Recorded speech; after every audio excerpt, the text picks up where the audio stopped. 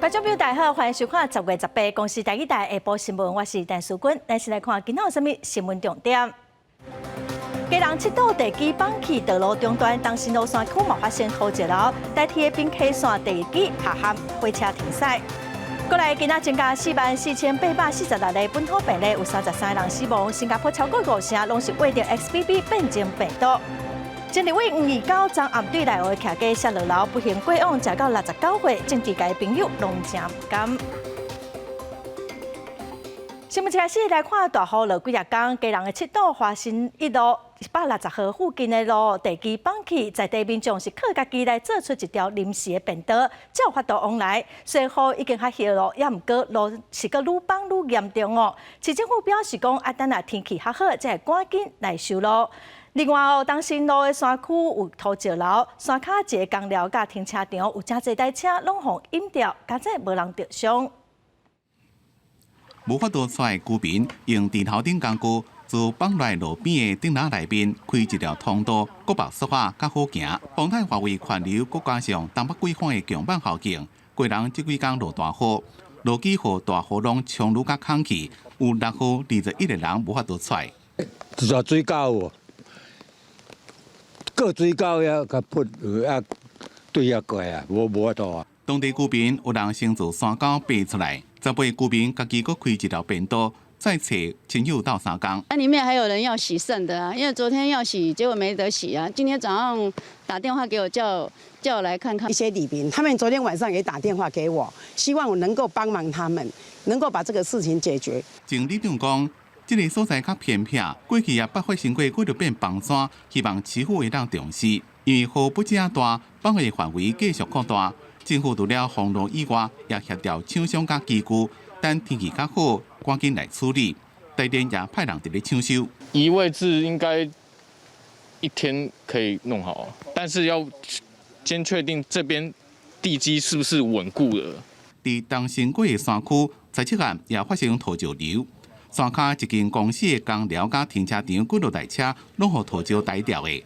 不过好佳在要甲10位员工一时走出，无人伤亡。市府目前正派人伫咧处理中。记者综合报道。今仔早起哦，代替的滨溪线路基去互大雨冲甲放弃下陷1公尺半，包括3条岭、大华甲青塘顶站，目前拢先关站咯。代替是表示讲，因为这几天雨是落了真大，滨溪线离青塘大约2公里的铁基路路基是放1公尺半，公务单位哦已经去抢修了，这路段的列车今仔拢先停驶，大概是爱到暗时6点哦，就来恢复通车。再来看，泥沙洪台外围环流为北部、搁东北部早来真侪雨水，毛未即个灾情。也毋过南部的曾文水库是拢无进水哦。目前全台湾的水库，除了曾文水库，拢是正常的拿定。南区的水资源局是表示讲，目前南部供水是真稳定，也毋过嘛是呼吁民众要爱省水。行到曾文水库的大坝，虽然天气是乌阴，毋过就是无落雨。这几日啊，泥沙风台外围环流影响，造成东北部真大灾情。曾文水库煞拢无落雨，甲石门水库16个下水比起来是完全无同款。其他县市拢是水情正常的拿顶，敢若台南是水情提青青顶。虽然它的外围环流有经过我们台湾地区，但是并未曾文水库集水区带来丰沛的一个雨量，仅是少量的一个降雨。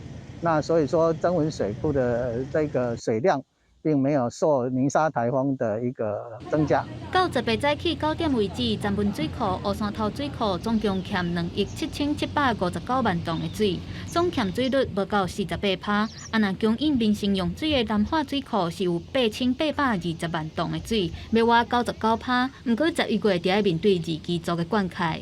那目前曾文水库是以节约灌溉用水来供应我们嘉南灌区的一个用水。那我们也会如期的完成公灌，让我们经由滚动的一个检讨，我们可以供应我们民生产业到我们年底供水稳定。曾文水库甲南化水库的水头，今年6月到10月的雨量，敢若是淹过平均的5成。面对刷落来大水期，淡水局表示，伫咧8月就已经启动农业灌溉加强管理，也有区域调度等等的预防措施。南水局强调，台南地区到年底进前用水拢会真稳定，毋过嘛呼吁民众用水就要准则。记者综合报道。因为风台这2天各地拢透大风，苗栗火车头伫透早有一面墙崩去，加载是无人着伤。彰化昨暗嘛透大风，中央广播电台伫鹿港已经无使用的发射信号的铁塔嘛歪去。气象局嘛，阁针对台南以北个恒春半岛发布大风特报。规道壁落落来，现场已经为封锁线，条件过路人受伤。苗栗火车站东站的壁面，因为未堪得大风，一个吹就落落来。嘛加在这个意外发生伫咧10月透早，才无去逮着人甲车。车站的人员也赶紧引导旅客改行其他的通路。先由我们的1楼的那个临时的出口，现在就是变成双向，那请旅客进站之后，再到3楼去刷卡。另外，伫咧彰化17暗时嘛扇大风，彰化市区有路树倒去，然后伫咧鹿港有中央广播电台的废发射铁塔嘛互吹到歪去。当地里长表示，这个铁塔已经伫2016年都无咧用啊，加在这个铁塔是伫咧管制区内底，暂时袂去危害到人的安全。现在它差不多港湾那里啊，跳路跟别啊，不然。伫咧较外海的凤湾有公庙原本是要造桥，不过因为风真透，规个桥段煞拢互吹倒去，加再无去逮着人。这几天因为风台外围环流加上东北季风的影响，地区咱台湾西半部风拢真透。从昨天到今天，整个平均风速都可以达到7级到8级哈，阵风可以达到10级左右哈。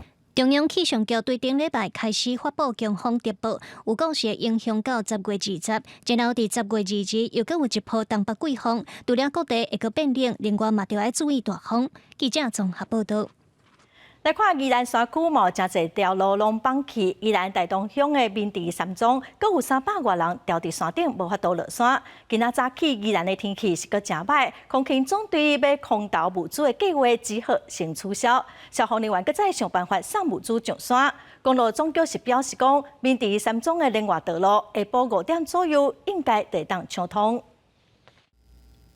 宜兰县政府社会处甲消防人员传米、甲药啊等物资总共300公斤，准备要送到明地山庄，提供给吊伫咧山顶的300公里游客甲员工。山庄内面虽然还有食的，掩过无电通行。本来18早起要由空军总队直升机用空投的方式疏散，掩过因为天气无好，运载伤加，变是取消。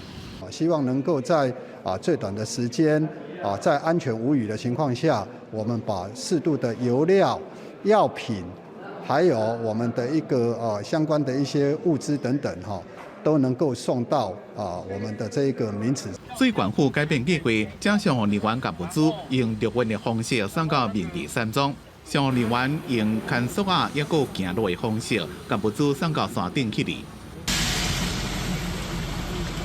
宜兰最近大雨落袂停，山区的路一直石头落来。第9线路南122 K， 透早1点外，山边发生土石流，车无法度过，太差不多2公里长。到透早2点，车才通。那因为连续降雨，昨天抢通的变道40米，大概有一些滑动的状况那我们今天早上也在评估，那也持续在抢修啦。看能不能一样在下午5点前看能不能把它抢到。一那明地山庄连外道路，台东乡英树段第7线84.1 K、69.5 K、加68.4 K 线所在崩山甲落机落去的情形，按算下昼5点会当抢通。公路总局讲已经伫咧研究要哪抢修。一那车南山庄的部分，虽然昨已经通车，但过因为大客车未挨过，也阁有10几台游览车吊伫咧山顶无法度来，司机希望会当赶紧互因落山。记者综合报道。北部的大雨落几啊天，台北市碧林桥的宝华边停车场有几啊10台车未赴离开拢变泡水车。那车听讲昨日毛民众吊伫宝华。台北市长郭文德是强调讲，市政府真早就开始通知民众咯。也毋过市长嘛讲这款熊熊的大雨是比风台更愈较歹预防。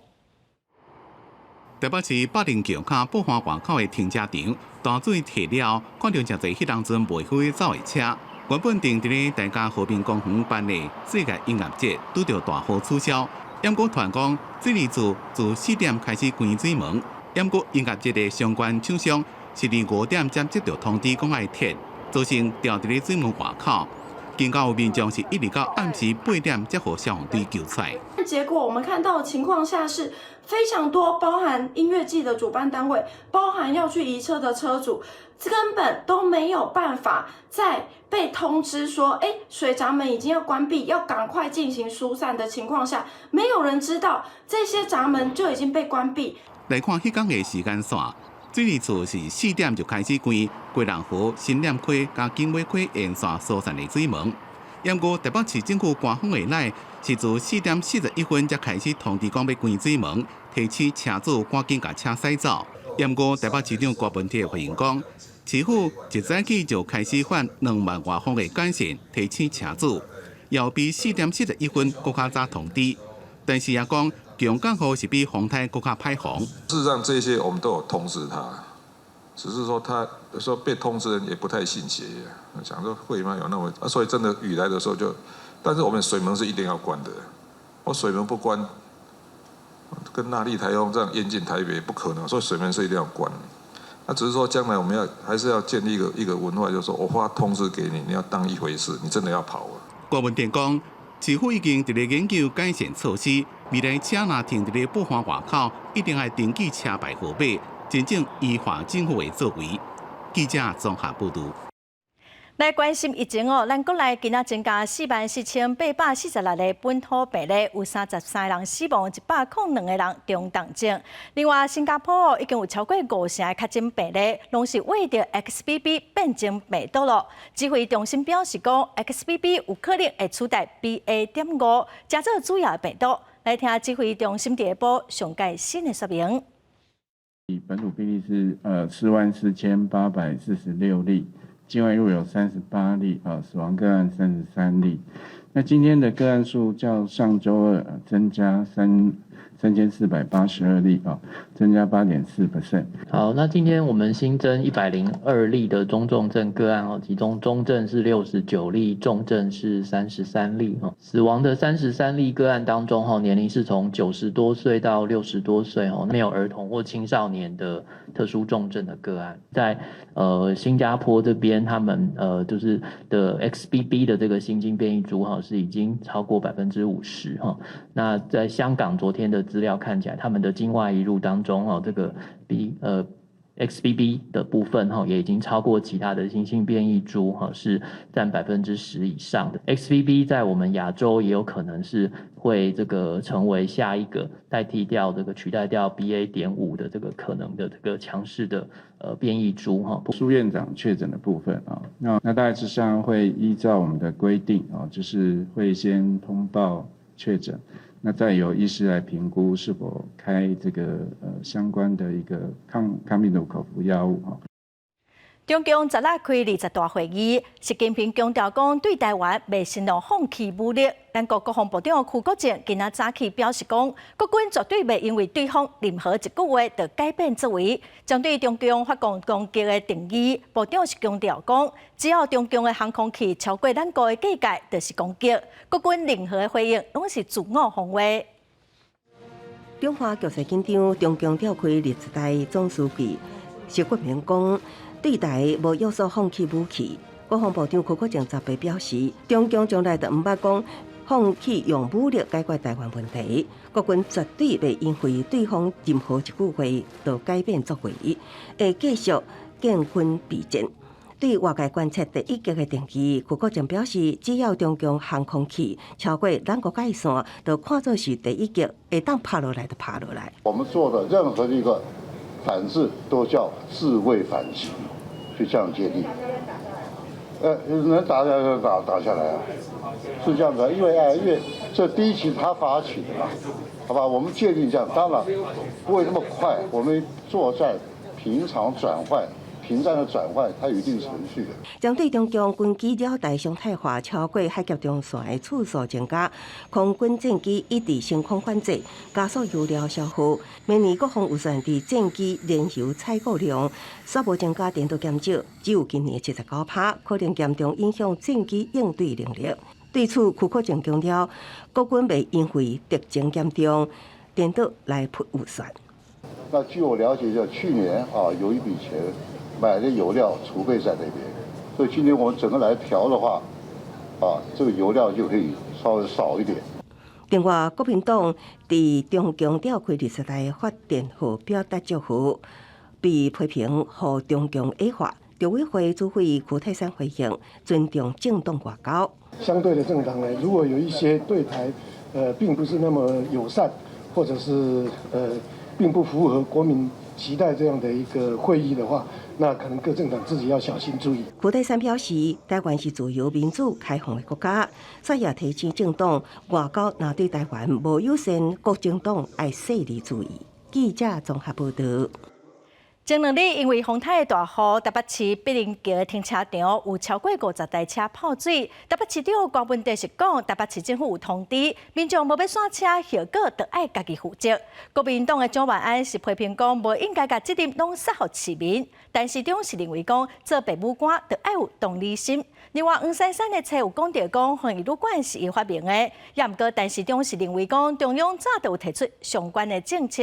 什么毋过，黄珊珊是要求但市长甲话收回去，无大家就法院去讲清楚。年沙风台带来的雨量真大，大台北地区对头墙，其中碧林桥骹规个拢淹水，有超过50台汽车。正做浸水车，去互舆论批评。对这件代志，台北市长高文哲伊回应讲，政府已经尽到通知的责任，国民嘛要对家己的行为负责。安尼来引起压力，做伙来甲批评。很清楚了哈，还是要有同理心了哈。然后第二个，当然就是说，是否在上面是不是有联络上面哈，没有让人民很清楚的地方。我记得以前在关水门的时候，大家都有一个 SOP。身为地方父母官其实还是应该以市民的权益为最优先的考量，而不应把所有的责任都推给市民。既然说了未来要改善我们整个通报的系统，那其实也就不需要针对市民来这样子的冷语嘲讽。向大雨地灾，互百姓嗨惨。针对高文哲刷嘴讲，勘灾是作秀。无当接台北市长参选人黄珊珊嘛来到员工，市长的工课真繁重，望讲各部门要做好善后的工课。刷落去回击陈市长的防疫旅馆剽窃，爱陈市长收回不实的指控。如果他能找到比我们更早执行的所有的证据，请他拿出来。所以人家剽窃是很严重的指控。我再强调一次，陈时中先生，请你收回，不然就法院见。黄珊珊伫个17嘛公开防疫旅馆会议记录，伊来自称，立碑若是阁为着防疫的政策咧对头家，安尼对这件代志，周万安伊嘛表示讲，防疫的工课无应该成做政治人物抢功劳的工具，应该是爱靠全民拍拼才守会掉疫情。记者综合报道。桃园市长参选人赖香林接到民众定情，指控讲观音草梨市的中华通报工程验收有问题，无法度申请接自来水管所以呼吁检调政府单位应该爱做调查。也毋过工务局是强调讲验收并无问题，嘛已经有处理，会赶紧互民众会当来申请用电用水。厝起好啊，煞无水通用。求一底就好。对啊。现在水袂通，电也无来。哎呀。最开要紧啊！哎呀，那就麻烦。工程品质乱糟糟，政府检调要调查。接到民众定情，桃园市长参选人赖香林讲，工程款有38亿6的观音草蕊第1、第3、第6的整体开发市地定位工程。市长郑文灿早伫去年11月初9就已经去剪彩。11个月过去，建国工地要是无法度申请接自来水，涉嫌讲验收无实，呼吁检调单位都要介入来调查。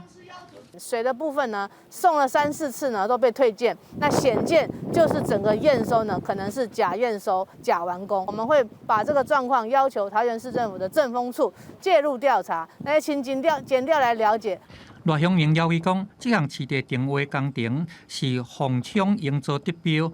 定位包含道路、桥梁、路灯，还有共同管理的这个公共设施。定位了会当用的这个地是83.2公顷，至少还有10外工地无法度来申请接自来水。本案的公共管线单位包括了台湾电力公司、自来水公司跟中华电信。在验收过程中，他们皆参与验收，且已依原核准图说验收完成。是安怎会延迟几落个月？工务局强调讲，无验收无实嘛，无欺骗市民。公共管线拢是照原本的这个验收合格，因为定位面积真宽，当咧协助管线单位来做多资转换，审查了后通过，管线的单位会紧密受理民众申请用电甲用水的代志。记者综合报道。来看今仔早起有国民党的台北市议员开记者会，质疑高雄市长陈其迈用公费读医学院，也毋过毕业了后，并无分发去偏乡服务，嘛质疑陈其迈违约，甚至无医师的执照。陈其迈是讲哦，这拢是抹黑。针对违约罚款哦，伊早伫20当前就拢来了咯。提出民国73年的报纸顶悬放榜，就有高雄市长陈其迈的名。台北市议员王宏伟18号透早开记者会质疑，陈其迈当年以公费生身份读医学院，毕业无偌久就踏入政治，无接受分发到偏乡服务，可能嘛无照规定还学费交罚款。陈其迈先生，你有没有尽义务的服务？第二，看起来你没有尽义务的服务，那么你有没有还国家钱呢？面对拿牙质疑，陈其迈团队透早提出公文表示，教育部伫民国87年就函文给当时的卫生署，证实陈其迈已经还款。早已经函文当时的卫生署说，陈其迈已经还完这个公费的款项，所以陈其迈市长当然有这个医师证。陈其迈团队表示这是乌龙消息。透早陈其迈到红山参加金茂文教校员会成立大会的时阵，心情无受影响，对支持者握手。我早在20多年前就已经依照规定返还相关的公费，完成还款的义务。这摆选战高雄哪里市长参选人关志勇甲陈其迈一直无伤济交集甲战火，连这摆开记者会嘛是由北部的南营民代发起，嘛会当看出高雄选情是真正真冷。记者陈焕武、柯正俊高雄报道。来看政府的劳动基金哦，今年已经赔3200多亿咯，比2008年的金融海啸更愈较惨。学者指出讲，国际经济哦，到底阁会歹偌久，目前是阁无清楚。专家是建议讲，劳动基金的资产配置应该甲有风险的资产减少投资。台北股市自年初高点18619点，盘到最近的低点12809点。大盘指数盘爆到32%。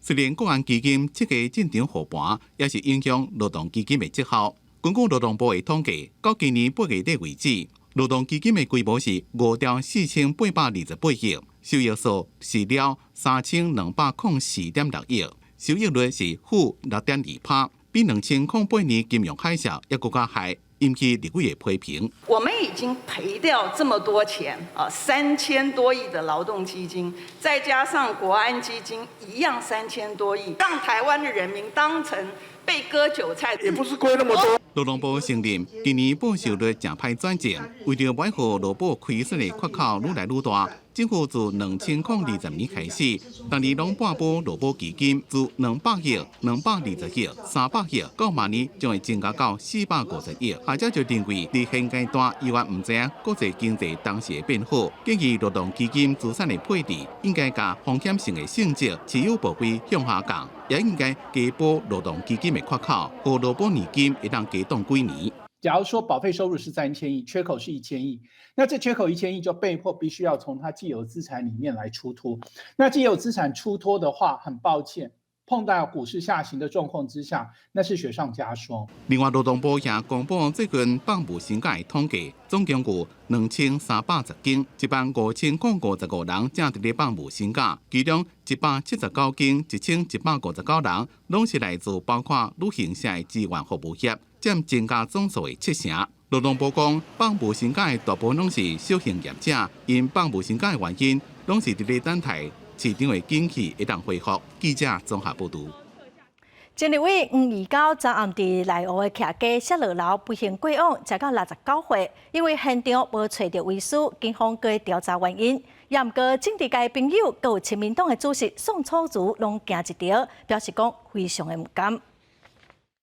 救护人员伫咧17八暗接到通报，台北大湖区有一个查甫人因为不明原因摔去1楼，到场发现已经无喘气心跳，暗时8点左右宣告死亡，并且证实死者是69岁前立法委员黄义高。政治界人士拢真意外。是说有人出事情啊，我是不清楚其他的，但没讲。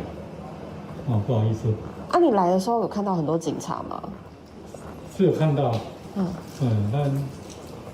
其实他们也没多说什么。黄义高捌做过行政院新闻局国际处科长、台湾省政府新闻处处长、台湾省政府发言人，连4任的立法委员。2002年连任立委失败了，迄当阵的台中市长吴志强邀请伊去做台中市府副秘书长。黄义高因为健康的理由无去就任。亲民党主席宋楚瑜表示正震惊甲唔甘，已经向家属表达慰问，会全力协助后事。前立委蔡正元也伫 FB 表达震惊，无党籍台北市长参选人黄珊珊表示正震惊，前辈关心会一直留在心中。现在是一比1，我们希望他在5年到8年，将来这个希望在这个日出条款之内啊，改成1比2、1比3、1比4、1比5。连任过4任立委，黄义高的政治经验正丰富。2012年，输予迄当阵的行政院新闻局长林佳龙了后，就慢慢退出政坛。伊 FB 顶头最后一篇发文是伫10年前，了后就一个人住伫咧内湖的大楼，警方伫咧现场无发现遗书，也无法度确认摔去1楼的原因。记者综合报道。行政院长苏贞昌今仔嘛讲，黄义高是人才真危险。民进党的党团总调郭建民是讲，黄义高过去伫朝野协商哦，毋捌讲过歹听话，互人真尊敬。黄义高先生是个人才，也走过很风光的时代，不知道为什么选择走这一条路，实在很令人惋惜遗憾，请家属节哀。我们也请大家要尊重生命。黄义高是会让很多人很敬重、肯定，而且永远怀念他的人。我相信，不管怎么样，离苦得乐啊。他应该另外国度上面啊，还另外生活。黄义高捌做过驻美国代表处的新闻秘书，因为前台湾省长宋楚瑜真欣赏伊哦，伊嘛进入新政府做秘书处的秘书，后来一路升到新闻的副处长，阁有处长，伊嘛捌做过4任的立法委员。再来看8当前发生伫台北市信义区的拍破开警察案，嫌犯詹维和甲刘心彤互判8当的有期徒，今仔这2个人拢互关到监狱内底咯。詹维和佮刘心彤伫2014年的9月中哦，伫台北市信义区一间拍破甲人发生冲突，当时一个去现场处理纠纷的警察，互詹维和佮刘心彤等一旁人拍死，因2个人拢互判8当的有期徒，今仔早起也去监狱报到咯。再来看行政院伫今年3月通过性侵害犯罪防治法定法案的修正草案，望讲会当来阻止所谓的性别暴力犯罪。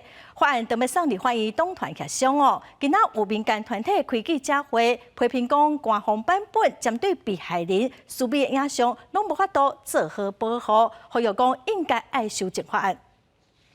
透过不同的社交平台，不断的放出我的个人照，或者是当初交往时候亲密的照片。看到家己的私密相片伫社群平台流传，胡安辉表示，甲施小姐有同款遭拒的女性，有力写当初有同意协商，不过可能受到威胁。虽然行政院进前提出相关修正草案，嘛连面要伫立法院进行党团协商，民间团体认为现行官方版本有3个问题，这是其中一点。可能导致这些被害人他个资可能没有办法被隐秘。好，那还有包含我们现在希望有些保护令的设置，这保护令设置要求，即使他加害人要把那个他的姓氏名交出来或取回，哈，这些完全都没有办法去使用。另外，警察影像无法度管，嘛无去要求加害者自主移除，社交平台无即时移除，拢造成被害者真大的伤害。立行基金会嘛表示，因统计今年到7月，超过2500个服务对象，就超过350人，大约14%受到所谓性暴力。因主张24点钟内，就要让被害者受到保护。它不是只有1张2张，它可能是数百张、数千张，但是我们现在下架移除的机制，它还是得用1张1张的这样的一个影片去检举。民间团体呼吁立法院应该参考民间版的草案意见，补破网。与会立委嘛表示，会尽速通过保护私密影像的草案，让被害者的保护通更加完备。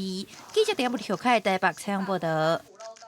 来看大鸟熊团因为有养熊经过治疗，台北市立动物园本地安排囡仔会当登去展示场来活动哦。也毋过伫昨早起，动物园发现讲团行路真慢，后骹阁无力，血压嘛称高，所以决定讲嘛是互团留伫后场继续观察。展示场内底，圆圆甲圆宝母仔囝分别占领2边在困。原本有定礼拜2要安排由团来到展示场，阁有粉丝特别请假为新竹来，摕着家己制作的看板要欢迎伊回归。毋过失望，因为团状况无稳定，无出现。我们还是要顾到团的健康啦，对。那当然，我们还是让他祝他早日康复嘛，然后还是期待跟游客见面这样。这是10月初翕到团食物件画面，伊食到丁油味，胃口袂歹。动物园观察10月份伊的排便量大多是达到10公斤以上，代表胃口稳定。不过16号保育员对于训练时阵发现伊下半身动作较慢，17号更加明显，走路较慢，后骹嘛较无力，胃口变较差。所以决定来暂时留伫后场。今天就是有看到团他就是有出现脚已经没有力气的状态，那我们还是希望可以保证他的安全，就是为了他的整个安全去考量，我们会先暂时让他留在后面这个场地。团今仔下早体重来到110.8公斤，园方表示，佫伫会当接受的范围，毋过软骹继续血压偏高，予伊药物的治疗。园方8月下旬发现团喙角有泡，出现敢若是癫痫的症状。9月18号安排伊接受脑部磁振造影的检查，要来厘清脑部病变的原因。目前初步排除脑血管疾病或者是感染所造成的癫痫。记者林王兴中台报道。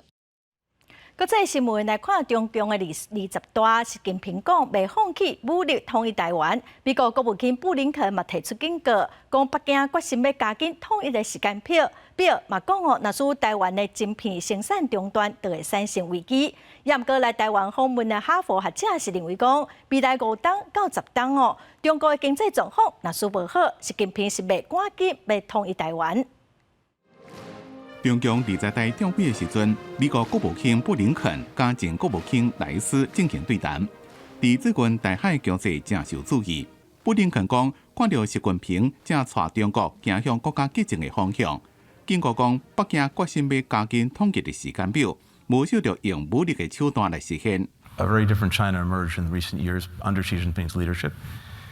It is more repressive at home. It's more aggressive abroad. And in many instances, that poses a challenge to our own interests, as well as to our own values. 布林肯也讲到半导体，讲若台湾生产晶片因为危机中断，全世界拢会发生经济危机。所以维持台海的和平稳定，确保和平解决两岸分歧，对美国来讲是相当重要。但是来台访问的哈佛大学的教授认为，对科学经济角度来看，伊认为习近平并无着急要统一台湾。Any forced reunification with Taiwan is not possible in the near future. I don't think there's any intention. I think the Chinese leadership realize it is impossible. 如果他自己已经认为说他已经完成了这个历史的定位，已经完成了所谓的中华民族伟大复兴的话呢，那么也许统一台湾不是那么迫切的事情。台大政治系教授杜怡芬也认为，虽然习近平画出反独出统，不过中国的经济状况无啥好，未来5到10年也无啥可能轻松拍一场战争。认为武统的时间表会延后，目前应该会先用假信息等方式来影响2024的大选，提出战争甲和平的选项。记者综合报道。再来看希腊政府伫10日指出讲，伫希腊甲土耳其的界界有92个拢无穿衫的移民，应该是互人强迫对土耳其界界渡河来到希腊。希腊政府的发言人是批评讲，土耳其真傲慢、真见笑。也毋过土耳其的外交部是否认，嘛批评讲，希腊过去对台移民的记录是真歹。希腊的移民部长伫推特顶悬分享一段新闻报道，内容是希腊的警方伫希腊甲科尼基的边界发现到92个未婚妻赤身裸体的非法移民。希腊当局指控讲，这个人是互人强迫对土耳其渡河来到希腊，并且批评土耳其对待这个移民方式是文明的耻辱。Η απάνθρωπη αυτή συμπεριφορά αποτελεί ντροπή για τον πολιτισμό και οφείλει η ηγεσία της Τουρκίας, αντί να κατηγορεί άλλους για τα όσα αδιανόητα συμβαίνουν μέσα στην επικράτειά της, να διερευνήσει το περιστατικό, να τιμωρήσει τους άμεσα εμπλεκόμενους και να τηρήσει τις υποχρεώσεις που προκύπτουν από την κοινή δήλωσή της με την Ευρωπαϊκή Ένωση. 歐洲國際邊界管理署的官員表示講，這移民主要是阿富汗甲敘利亞的人，有證據顯示講，因是坐丘陵船來到希臘。聯合國難民署對這件代志表示真糟心，並且呼籲來做調查。內政部副部長卡卡克里轉述這個推特講，並且回嗆希臘因地嘅指控土耳其進前應該就要把時間用來遵守人權，唔是講來甲人殺人，也是講白賊。嘛呼籲希臘當局應該就要較文明一掛。Uluslararası hukuk ihlali bakımından karnesi çok kabarık olan Yunanistan'ın bu suçu arttıkça Türkiye'ye iftira atmaya yeltenmesi de doğaldır. Ama maalesef buna inanmak isteyen, Yunanistan'ın her dediğini doğru kabul etmek isteyen, 希臘過去伫2015年、16年嘅時陣，就捌拄着對敘利亞來嘅難民危機，一直到土耳其同意阻止對海岸來嘅移民。希臘抑閣伫土國嘅邊界起一條40公里長嘅圍牆，用來閘非法移民。即擺移民嘅問題閣再浮現，兩國嘛互相咧指責對方講，因嘅手段真傲慢、無文明。公司新聞鄭依仁編譯。來看當代英語小說界上大獎布克獎章公布，斯里蘭卡作家卡魯納提拉卡以描寫一個不幸過往戰地兩個記者佇另外一個世界執行任務的小說摕到大獎。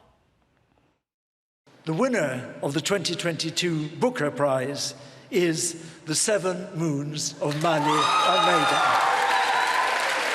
斯里蘭卡作家卡魯納提拉卡為英國女王卡米拉手中接過獎項，佮得到5萬英鎊，相當代表181萬獎金。這是2019年以來布克獎頭一擺恢復實體典禮。卡魯納提拉卡的作品講的是1990年代出自內戰的斯里蘭卡，一位戰地攝影記者馬里阿美達醒起來時陣，發現家己已經死啊，而且閣是處佇看起來像是天堂般恬靜的所在。想要弄清楚是安怎是殺人刣伊的時陣，阿美達有7個月時間聯繫家己上親愛的人，佮引導因找到穩藏戰爭北行的相片資料庫，這相片將震撼斯里蘭卡。My hope for 7 Moons is this, that in the not too distant future, 10 years or as long as it takes, that it is read in a Sri Lanka that has understood that these ideas of corruption and race baiting and cronyism have not worked and will never work, will be in the fantasy section of the bookshop and will not be mistaken, next to the dragons and unicorns, will not be mistaken for realism or political satire. 卡魯納提拉卡也是第2位得到布克獎的斯里蘭卡作家。布克獎評審委員會主席麥克雷格表示，這個作品會得到肯定，是因為帶領讀者經過雲霄飛車同款的生死之路，直接達到作者描寫世界的黑暗中心。一旦到達，讀者也會發現溫柔甲美麗、愛甲忠誠，以及每一個人在生命中對理想的追求。布克獎1969年開始頒獎，每年表揚一位悠然在世、以英文寫、擱在英國也是愛爾蘭出版原創小說的作家，是英國上知名的文學獎項。過去得獎的人包括印度的英國作家魯西迪、加拿大小說家瑪格麗特·艾特伍。公司新聞吳文廉編譯。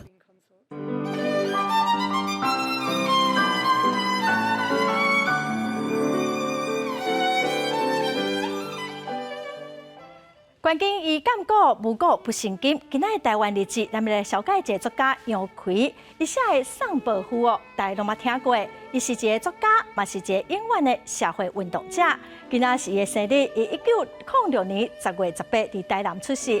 18岁去日本东京读文学，21岁无读煞，就转来到台湾。伊转来在台湾的头一项代志，就是协助台湾文化协会做巡回演讲。后来，加入台湾农民组合，一个台湾共产党的外围组织，帮农民对抗政府甲财团，针对农地无合理的定收，帮农民来争取权利。过程中，杨奎嘛因为农民运动，捌进出监狱10届哦。在1930年代的前后，日本殖民政府甲真侪台湾的异议人士，佮台湾共产党掠起来，管控是愈来愈严格，民间运动嘛冻点了。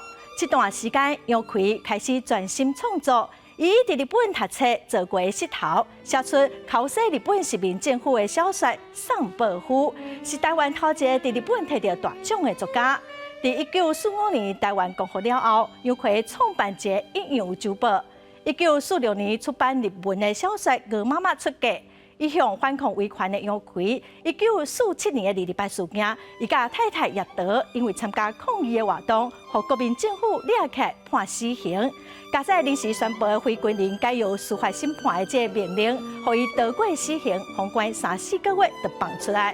1949年，伊阁发表和平宣言，这篇短短600字的文章，互国民政府判12档的有期徒，关去火烧岛哦。关出来了后，伊就甲太太伫台中做事，嘛阁继续写作，从事社会运动。杨奎是一个真特殊的作家，伊甲文学甲社会实践来结合。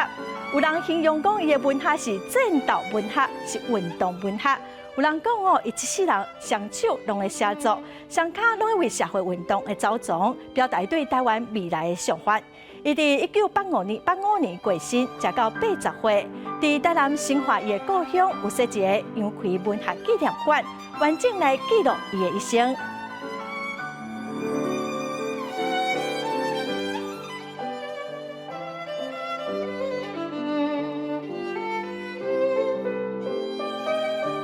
为着要加强宣传年底18岁公民权修宪的公道，民间团体甲参选人因做伙设一个修宪的基地。因为经费真有限，所以少年人家己来优产，未来才就要来正做公共讨论的空间。伫表顶写数字18，一群少年人伫朴朴的表顶插无同的色，表示因多彩的18岁生活。因为每个人都18岁过嘛，我们都曾经经历18岁。那我们的18岁是被这些其他人认同的，还是我们的18岁是受到很多的挫折？好，18岁会当做的代志真多，却袂当参与民主选举的投票过程。今年我是18岁，我在刑法上我需要负全责。那在2023年，我在民法上我也有完全的责任。18岁我可以投公投，但是我却不能决定这些执行公投的候选人。10几个来自各地头的学生，想要让全国人民看到因愿意参与公众事务的决心。我从台中过来，那希望就是说，在有选举权的，大家也可以在11月26号的时候踏出家门来去投票支持我们，然后让我们未来可以去实践更多我们的理想。这样，18岁公民权，千万投同意。这个千万唔那是呼吁，嘛表示年底修宪公投若要通过，就要有买1000万的同意票。为了达成这个目标，台湾青年民主协会甲武党籍台北市议员参选人吴征伫台北市松山区租这个空间，唔那是修宪公投的基地，未来会伫遮设点办讲座，开放予少年人使用，成做一个自由的空间。记者林世豪、谢桂林台北报道。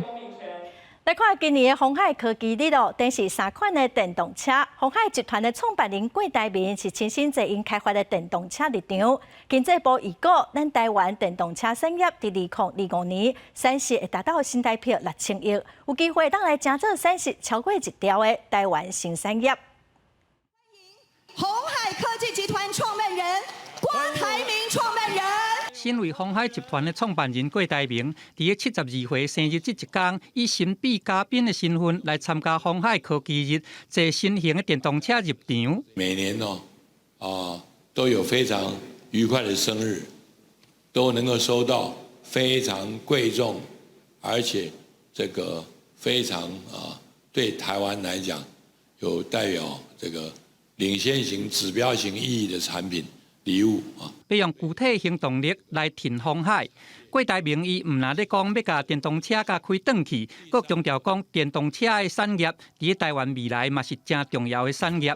大个国家拢需要发展家己的工业来成做实体经济工业的指标。伫郭台铭交任了后，现任的鸿海集团董事长刘永伟，伊上台表示讲，鸿海集团的 DNA 就是爱徛伫规个来甲透底整合，除了发挥这个优势，还佫爱透过 MIH 的联名来开启产业创新的合作形态。要做硬体组装，我们还要提供整车设计和验证，这也就是所谓的委托设计制造的服务。也是所谓的 CDMS。同时，除了3电系统外，我们也会提供半导体、电池以及软体平台的垂直整合的服务。鸿海科技日这一天，一捆头个展示3款电动车，要来拼抢攻少年人的市场。其中马道 B 的这款车款，要用车厂用较低费用来有这款电动车的品牌。经济部估计讲，台湾的电动车产业办配要伫2025年的产值达到新台票6000亿，估计会成做台湾发展真重要的新兴产业。记者综合报道。来看成功大海团队利用抓到两杯开发出治疗因为糖尿病造成的目睭黄斑部病变的新药啊，目前已经开始做2期的临床试验咯，已经有通过美国 FDA 的新药临床试验的申请。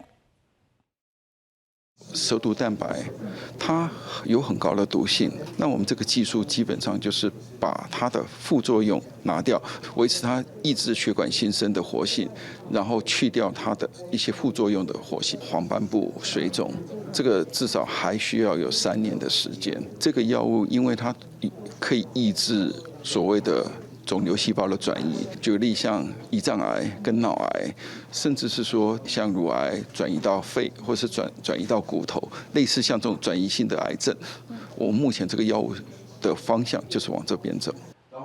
研究团队表示讲，这款的新药啊，麦当来抑制把眼球内底的血管新生发炎、有癌细胞的转移，麦当来治疗骨头的关节炎、癌症。未来嘛会针对胰脏癌、甲脑癌等疾病来设计蛋白质的药物。咱再来看，咱台湾治疗罕见疾病有重大的突破。台北荣总的医疗团队14天前成立阿英啊彭贝实证的体检团队，到达体检14万外的阿英啊有38个疾病。因为早期发现，得当伫10天内底开始接受治疗所以活命的几率是提悬真济。这个成果嘛受到国际医疗期刊的肯定。伫加油车中，过小3年的糖糖伫游泳比赛得到冠军。事实上，糖糖一出世就确诊是罕见疾病庞贝氏症，需要靠注葡萄糖干酵素才会当活命。9年来，妈妈带糖糖每礼拜去台南甲台北做治疗。即摆糖糖甲一般囡仔同款的生活，互妈妈真安慰。小3的年纪可以上到小4、小5的数学这样，所以其实他们的学习能力是跟一般的孩子是一样的。台北荣总医疗团队表示，庞贝氏症是一种罕见的遗传性神经肌肉疾病，因为体内酸性葡萄糖干酵素基因发生突变，无法度分解肝糖，造成筋膜受损，也影响心脏功能。那新生儿无治疗，会伫1岁进前死亡。所以医疗团队首创全球先例，建立新生儿采检体系，互庞贝氏的病童平均伫9.75天就会当接受降速的治疗，大大提悬存活率。在国外发觉说，他们药物治疗效果怎么还是很多病人。就是还是到最后还是要坐轮椅，就没办法站，好，甚至有些人没办法坐。那他们怎么会这么差呢？其实关键点是治疗太晚了。台北荣总强调，庞贝氏症患者哪早治疗有后哪好。2008年成立新生儿庞贝氏症体检以来，拢总体检140万外名新生儿，其中36位新生儿确诊，佮及时接受治疗。目前，这个病童拢活落来，也希望照着这项医疗成果，提供其他国家治疗的参考。记者综合报道。来看最近，屏东的牡丹公所出版在地杂志，家乡林的建设进度、等个发展的产业，每一个砖头储备的所在，报互大家知哦。不管是在地人，还是外地人，拢会使透过这本杂志，对牡丹乡加一寡了解。屏东的新发展，也就是牡丹乡，才有美丽风景、山水通游览，砖头发展出家己的特色。想要知影更较深入的消息。这本《牡丹好日子》的杂志，会当带你认捌在地大细项代志，来做这个相刊的编制，来跟外面的好朋友来分享我们大家乡内我们最近这几年所推动的有关乡亲的生活方面、文化方面，还有特色产品方面，还有旅游。这本杂志也好亲像是牡丹乡的行政日记，写出公所人员怎样咧处理牡丹乡大细项的代志，也互乡亲了解乡内推动的工课进度，而且对这本杂志会使对部落的产业更较了解，也看到族人伫各行各业用心打拼的形影甲心血。觉得每一项都让我很感动好像包括说我们现在很用心在推动林下经济。有中兴红羽鸡的培养，还有椴木香菇，还有养蜂。乡长也讲，希望会当年年拢出杂志，也继续追踪每一项计划推动的进度，来了解过程拄到的问题，也甲采访煞后的故事报互民众知影。记者综合报道。来看艺术家郑开祥对画歌词有伊的一套哦，伊讲都市就亲像是一本册，伊用画图去画图。最近伊伫台南来展出19幅画，其中有13幅是伊对古都台南的观察，透过作品带来认捌眼中的台南。伫台南中正路的这栋场馆，原本是日本时代旧戏院。伫准年翻新了后，正做中西区的文化新地标。场馆的2楼有艺文展览，今年邀请艺术家郑开祥来开特展品味城市，伊画真侪街路顶的主题甲好食物，作品总共19幅，其中有13幅在记录台南的生活景致。例如说日本杂志，他们来拍台南的时候，反而是拿国华街那种，就是那种宰相来当做他们封面。其实我觉得这背后是值得我们去思考的，对。然后我觉得，这些房子会让人家这么喜欢，其实就是因为它上面有所谓堆叠的生活感。那因为那生活感，然后让我们产生了很多的情感的投射在上面。伫伊的画内底有旭风号、松关商店等等台南出名的老建筑，郑开祥用一笔一笔淡淡的画代替翕相拍卡，望民众会当甲脚步放慢，斟酌去看咱生活的所在。场馆的经营者嘛真认同伊的想法。那我们希望说，龙馆作为一个台南国华街跟中正路口一个最显著的一个地标位置，那能够将这里特有的这个娱乐还有美食。这样的一个特性呢，能够再将它复原起来。府城是台湾发展上早的城市，保留真侪无共时代的生活面貌，民众会当来遮欣赏府城特有的水。记者综合报道。现代社会，猫仔狗仔已经成做真侪人厝邻的成员。屏东县政府透过办宠物趣味的竞赛，请真侪人带宠物来参加哦。透过活动，要来推广动保的观念，希望会使来打造一个对宠物友善、负责的社会。好，开始，好。口令一声滑落去，高水果活泼的狗仔对主人的引导，通过一关过一关。觉得这边很好啊，有一个可以让宠物就是奔跑的一个环境。那当然就是互相可以做交流啊，然后这个空间也还蛮舒适。更多的资讯啊，认识更多的事主跟毛小孩。屏东县府透过伫咧和平宠物公园举办趣味竞赛，吸引真侪民众带狗仔宝贝去参加。若是促进主人之间的交流，更加是要推广做晶片、甲小狗病有放射等等。走丢了就可以靠着晶片来找寻到哈，因为我们现在台湾还是一个狂犬病的疫区哈，所以我们一定要来打这个狂犬病疫苗。不管是浪不管是喵星人，都是我们的家人。那同时也到各乡镇来做巡回的狂犬病疫苗的免费注射，包括植晶片、绝育等等。那同时鼓励认养来替代购买。在现代，狗仔、猫仔成做人类家庭的一部分。屏东县府也积极咧宣导动保观念，打造一个对宠物友善佮负责的社会。记者综合报道。下晡8的天气，咱来看各县市详细资料。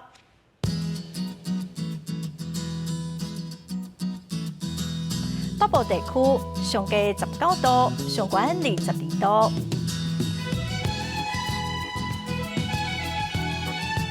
中部地区上低23度，上悬26度。南部地区上低23度，上悬27度。东部地区上低19度，上悬26度。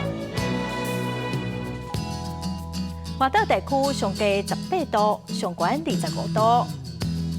再来看未来3天的天气。